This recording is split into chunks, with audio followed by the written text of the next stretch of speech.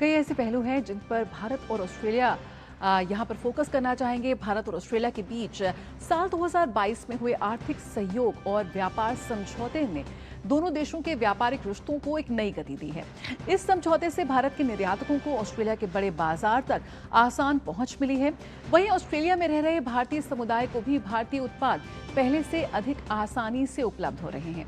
इस समझौते का दोनों देशों की अर्थव्यवस्था और आम लोगों पर कितना असर पड़ा है, इसका जायजा लिया संवाददाता अरुण शर्मा ने। देखिए एक खास ग्राउंड रिपोर्ट। इस वक्त हम मौजूद है मेलबर्न के एक ग्रोसरी स्टोर के अंदर।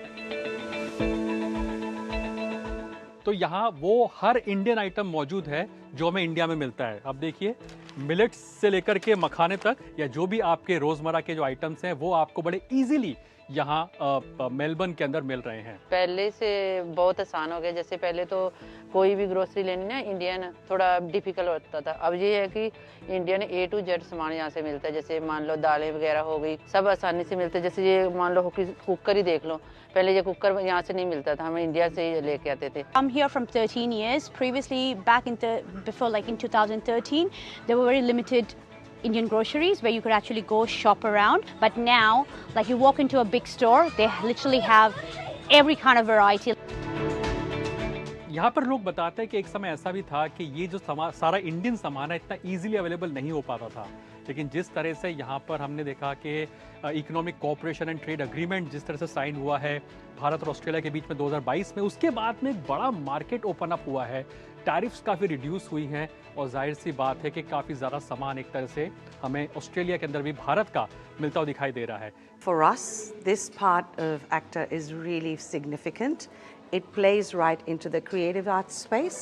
The India-Australia trade is booming. It's growing in various sectors. Massive change. So everything is so much easier. I came to live here in '82 when you couldn't buy any spices here. Today, you name it, from your mangoes to pomegranates to high-tech engineering goods, everything is so much easily available. हमारे साथ योगेश मौजूद है जो कि यहाँ के store के owner हैं।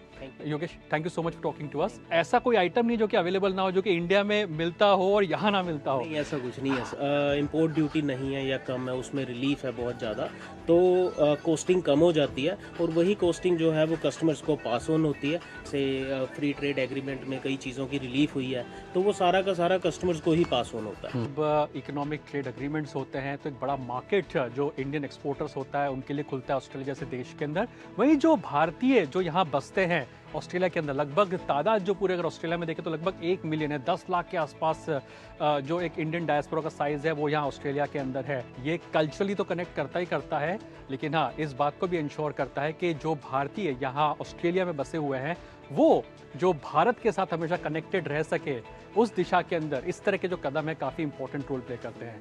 कैमरा पर्सन मोहित के साथ अरुण शर्मा, दूरदर्शन न्यूज़, मेलबर्न।